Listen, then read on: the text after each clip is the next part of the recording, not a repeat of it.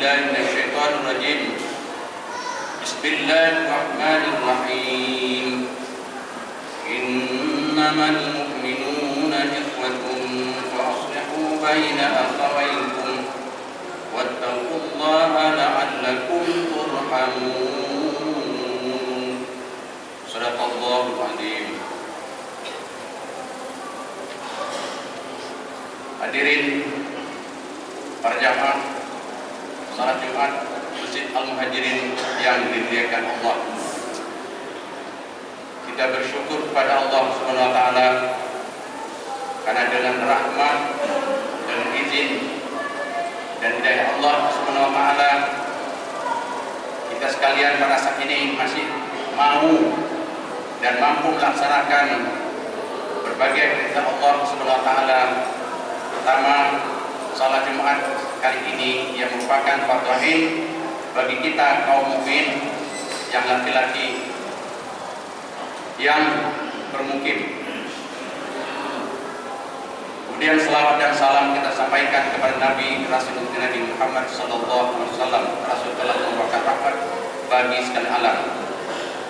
Pada kesempatan dan kehormatan saya menjadi khatib di siang ini, pertama saya ajak kepada diri saya sendiri dan juga para jemaah sekalian untuk selalu meningkatkan iman dan takwa kita kepada Allah dengan iman dan takwa yang sebenar-benarnya. Selanjutnya, khutbah pada siang ini saya akan menyampaikan topik yaitu merajut dan merawat ukhuwah atau persaudaraan. Para jamaah sekalian, Allah Subhanahu wa taala telah menjadikan makhluknya di muka bumi ini yang bernama manusia banyak perbedaan antara satu sama lain.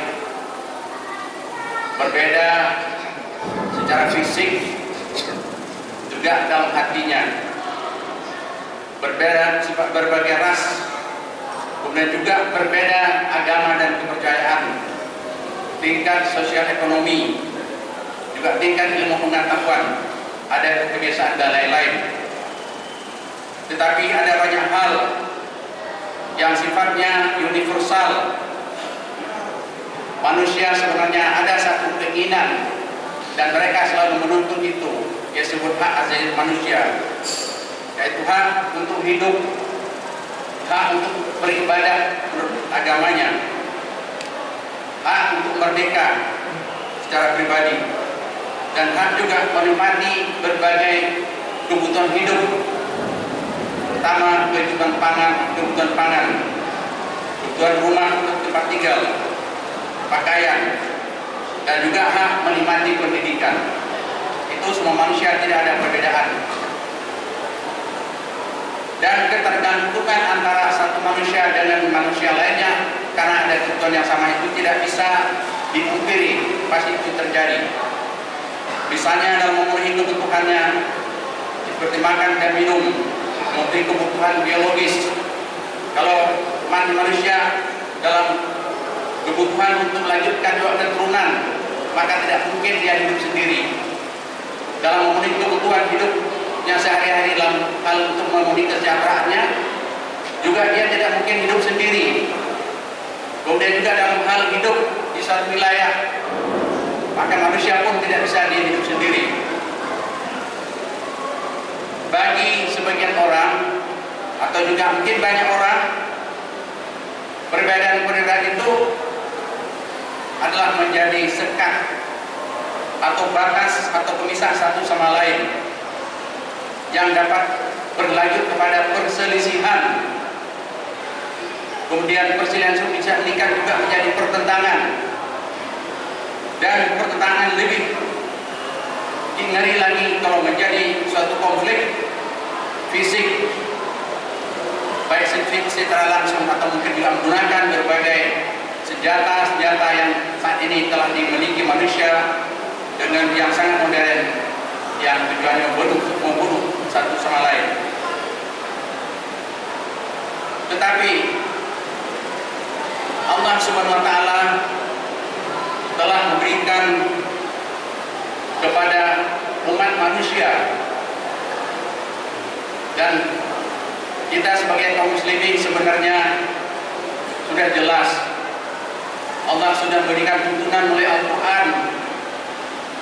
Walaupun itu tidak semuanya kita praktikkan dalam kehidupan, bahwa manusia diperintahkan oleh Allah untuk saling kenal mengenal, kemudian juga saling bantu membantu. Salah satu cara, salah satu jalan yang diberikan oleh Allah untuk menghindari dari perbedaan yang berakibat kepada yang lebih serius, yaitu konflik namanya. Maka manusia telah diberikan jalan oleh Allah untuk hidup secara bersaudara, yaitu meningkatkan ukhuwah yang sudah sering kita dengar selama ini mungkin adalah, yaitu pertama ukhuwah Islamiyah sebagai ukhuwah atau persaudaraan sesama kita kaum muslimin, di mana sesama kaum muslimin mereka hidupnya adalah satu keyakinan, satu iman, dan satu cita-cita. Hidupnya dalam mengabdi kepada Allah SWT, satu cara ibadah yang sudah ditentukan secara syarak, lain dari perintah dalam hukum Islam dan juga dalam hal yang bersifat umum. Jadi umat Islam sudah ada pedoman yang jelas. Maka oleh karena itu sesama umat Islam ini sebenarnya tidak boleh sebenarnya terjadi sampai kepada konflik. Kalau perselisihan secara kecil mungkin bisa dimaklumi. Kemudian juga sesama kita saudara satu bangsa yang disebut ukhuwah wataniyah. Dalam kehidupan satu negara itu terdiri juga sesama umat Islam sendiri, jadi saudara sesama muslim sebenarnya bukan hanya di satu negara seperti kita warga negara Indonesia, tidak hanya di Indonesia saja, saudara muslim ada di seluruh dunia.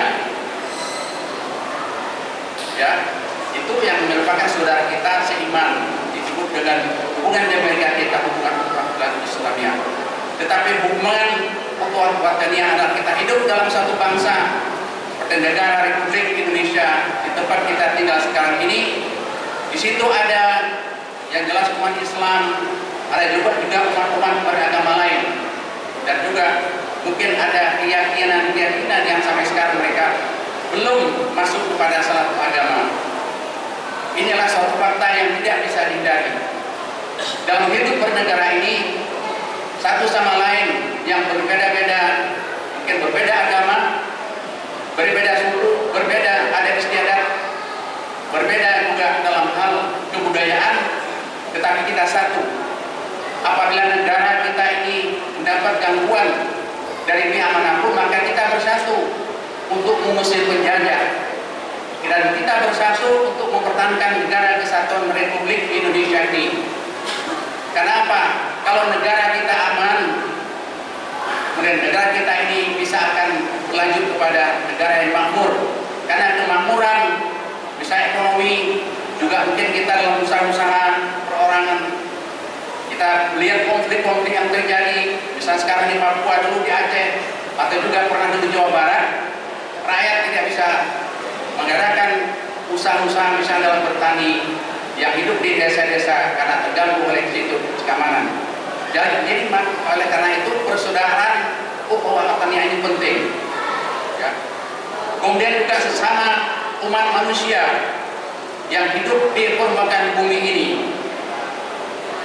yang hidup di permukaan bumi ini terdiri dari berbagai ras, yang kulit putih, yang kulit kuning, yang kulit hitam, yang kulit campuran seperti Indonesia.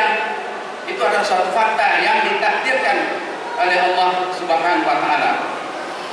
Kemudian juga suatu fakta bahwa Allah Subhanahu wa Ta'ala memberikan kebutuhan hidup manusia dalam memenuhi kebutuhan hidup manusia ini. Tidak ada suatu negara yang di situ ada segala-galanya. Mari kita lihat Amerika sebagai negara maju dalam bidang industri, memerlukan bahan bakar minyak umpamanya. Mereka membutuhkan minyak yang banyak sehingga mereka harus bagaimanapun bekerja sama untuk membeli minyak dari Arab. Sebaliknya Arab sampai saat ini kita tidak tahu kenapa Arab itu belum maju-maju dari bidang teknologi yang sama dengan Amerika, sama dengan Eropa, sama dengan Jepang. Itu kita selalu bertanya, apakah karena orang Arab itu misalnya tidak mau berusaha? Saya kira mereka sadar, karena setiap hari, apalagi seperti sekarang di Timur Tengah, namanya orang Palestina itu menjadi bulan-bulanan dari orang Yahudi, tetapi juga tidak maju-maju. Ya, itu bukan sebenarnya kalau manusia mengambil secara positif bahwa Allah mentakdirkan di Timur Tengah sampai saat ini minyak yang terbanyak, sehingga negara Arab Saudi di tengah padang pasir mereka jadi makmur, bahkan kita orang Indonesia, orang Filipina, mungkin orang Malaysia mencari makan di sana, ya. Padahal mereka hidupnya hanya dari minyak. Juga negara seperti Jepang, Amerika, semua memerlukan minyak di sana, sehingga terjadilah transaksi perdagangan. Yang satu membutuhkan uang, yang satu butuh minyak. Terjadilah hubungan keduanya yang saling membutuhkan. Juga dalam hal pangan, tidak semua negara bisa hidup pangan. Di Indonesia saja, saya 12 tahun tinggal di Kalimantan Timur, sama-sama makan nasi seperti kata sini. Di Kalimantan Timur itu tidak ada sawah. Sawah mungkin hanya setempat, itu pun luasnya hanya seberapa yang dikerjakan oleh saudara-saudara kita dari Transmigran. Saya pernah hidup di daerah yang baru dibuka untuk Transmigran. Tidak cukup. Tetapi itulah karena Allah takdirkan tadi di Pulau Jawa, di Pulau Sumatera beras berlebihan. Juga kebutuhan batu untuk bangunan-bangunan pasir segala macam adanya di Sulawesi juga di Jawa. Maka didatangkan ke sana, maka terjadilah transaksi hubungan satu sama lain saling ketergantungan. Itulah begitu Allah takdirkan. Jadi sebenarnya manusia harus mengambil suatu pelajaran dari perbedaan itu, bukan untuk berkonflik, tapi juga sebenarnya harus mereka bersatu.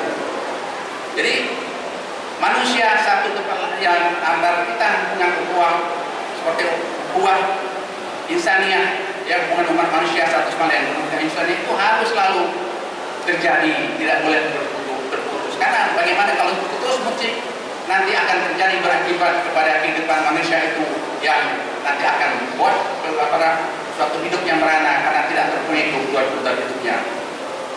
Jemaah sekalian, marilah kita lihat di sini sebenarnya bagaimana petunjuk Allah. Kita lihat misalnya dalam hal kita ukhuwah Islamiyah, kembali lagi. Tadi dalam ayat ketika awal khutbah saya bacakan salah satu rukun, yaitu surah saya bacakan tadi. Firman Allah dalam surah Al-Hujurat ayat 49, surah 49 ayat 10, Allah berfirman, "A'udzubillahi minasyaitonir rajim. Bismillahirrahmanirrahim. Innamal mu'minuna ikhwatun fa'aslihu baina akhawaykum wattaqullaha la'allakum turhamun."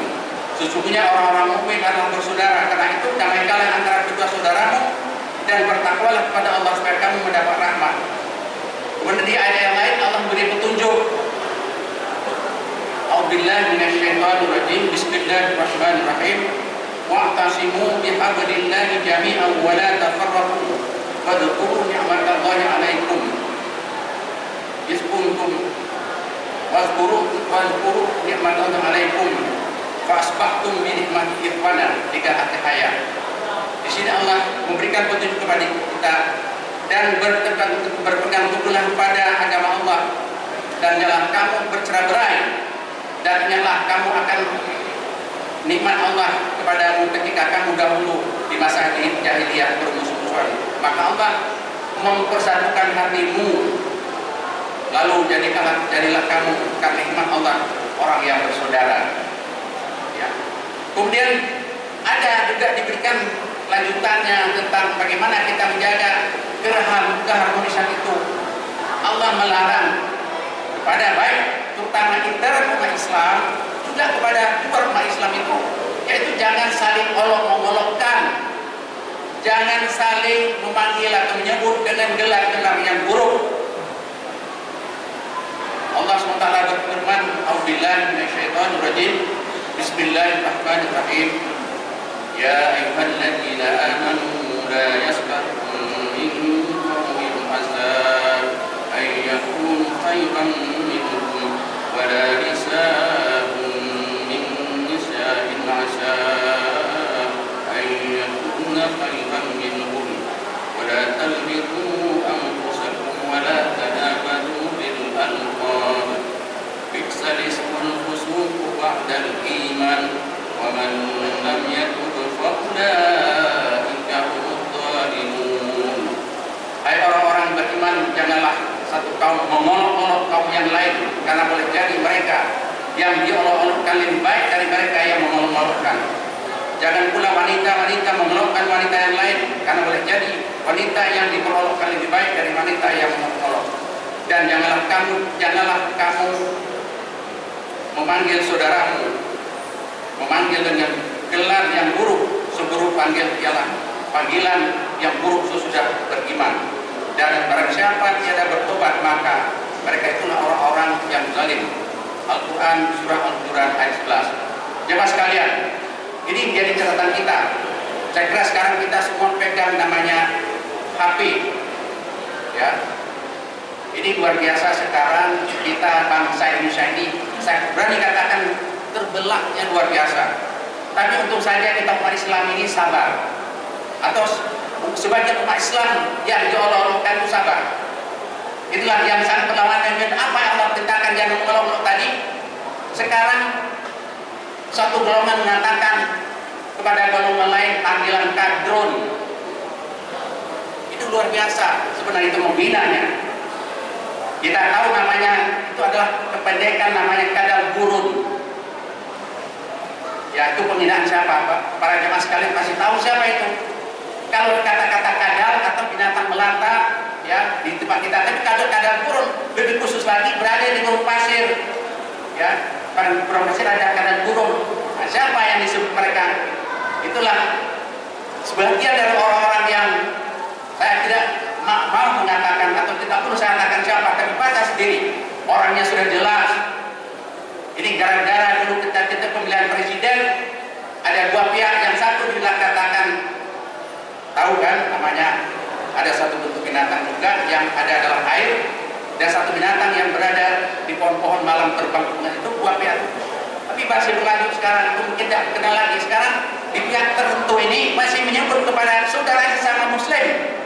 Saya tidak melihat kepada orang luar muslim, mereka tidak berani kepada muslim untuk menghina. Tetapi yang kita sesalkan adalah sesama umat muslim itu menghina.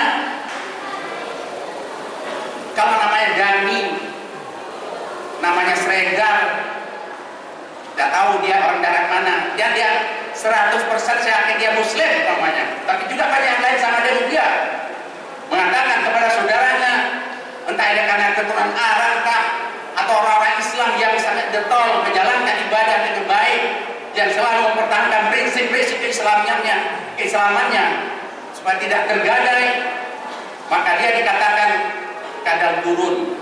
Sampai-sampai mungkin pejabat tertinggi di DKI ini pun itu termasuk mereka juga yang sebut tertuju pada seorang pejabat penting di negara ini.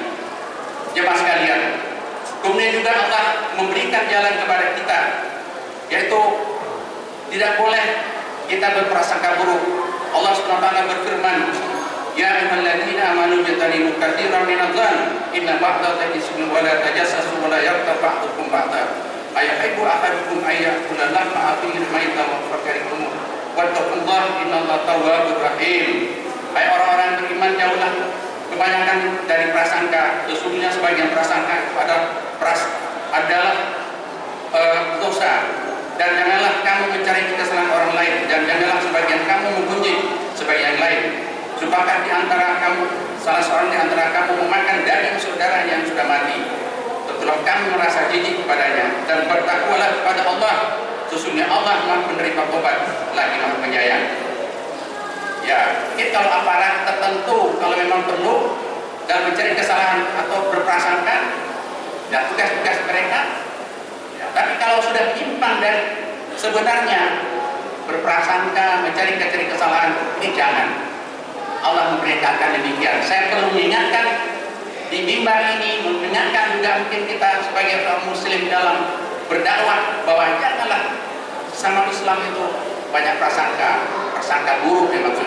Tapi prasangka baik maksudnya prasangka buruk yang berlebihan boleh, tidak boleh. Nah itulah dari kembali dalam menjaga persaudaraan sesama, baik persaudaraan sesama kaum muslim, juga persaudaraan antara kita walaupun dengan umat yang lain dalam satu negara, dan persaudaraan kita sebagai umat manusia keseluruhan seluruh dunia. Itu hal-hal di antara itu oleh Allah jangan kita lakukan. Terakhir, ini Allah memberikan bagaimana tuntunan dalam ukhuwah wataniyah dan ukhuwah ihsaniyah. Ayat ini adalah lanjutan ayat yang saya bacakan dari tadi, yaitu Allah berfirman, "A'udzubillahi minasyaitonir rajim. Ya ayyuhan nasu inna khalaqnakum min dzakarin wa untha wa ja'alnakum syu'uban wa qabaila lita'arafu. Inna akramakum indallahi atqakum. Innallaha alimun khabir." Hai manusia, sesungguhnya kami menciptakan kamu dari seorang laki-laki dan perempuan dan menjadikan bersuku-suku dan berbangsa-bangsa supaya kamu saling kenal mengenal. Sesungguhnya orang yang paling mulia di sisi kamu di sisi Allah adalah orang-orang yang paling bertakwa di antara kamu. Sesungguhnya Allah Maha mengetahui lagi Maha mengenal. Jadi di sini Allah tidak memperbedakan semua umat manusia, dijadikan bersuku-suku berbangsa sampai banyak demikian banyaknya itu untuk saling kenal mengenal. Kenapa dengan saling mengenal? Saling mengenal itu apa lanjutannya? Kalau orang saling mengenal kan bisa tahu watak orang lain, bisa mengerti sifat orang lain, maka dia bisa mengerti kehendak orang lain.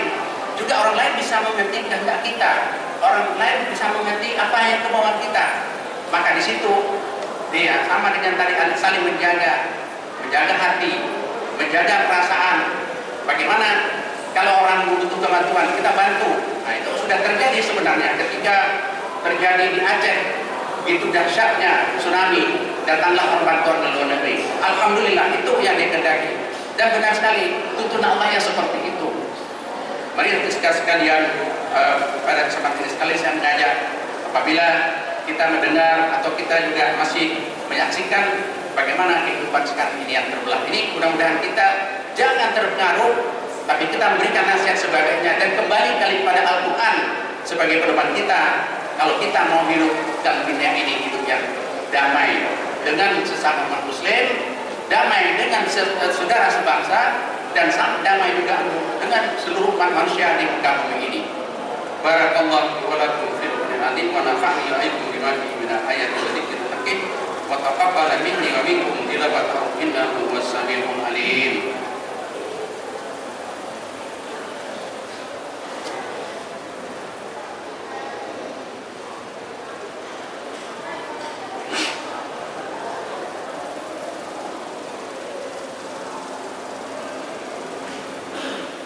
Alhamdulillah alladzi arsala rasulahu bil huda wa dinil haqq liyudhhirahu 'ala dini kullihi wa arsalahu basyiran wa nadhira wa da'iyan ila Allahi bi idnihi wa sirajan munira. Asyhadu an la ilaha illallah wahdahu la syarika lah wa asyhadu anna Muhammadan abduhu wa rasuluh. Allahumma shalli wa sallim ala nabiyyina Muhammadin wa ala alihi wa sahbihi ajma'in. Amma ba'du fa ya ibadallah ittaqullaha haqqa tuqatih wa la tamutunna illa wa antum muslimun. Qala Allah Ta'ala, inna Allaha wa malaikatahu yusholluna 'alan nabi ya ayyuhalladzina amanu shallu 'alaihi wa sallimu taslima. Marilah di akhir khutbah ini kita berdoa kepada Allah. A'udzubillahi minasyaitonir rajim. Alhamdulillahirabbil alamin. Wassalatu wassalamu ala asyrofil anbiya'i wal mursalin Muhammadin wa ala alihi wa sahbihi ajma'in. Allahumma rabbana zalamna anfusana wa illam taghfir lana wa tarhamna lanakunanna minal khasirin. Allahumma rabbana la tuzigh qulubana ba'da idh hadaytana wa hab lana min ladunka rahmah innaka antal wahhab.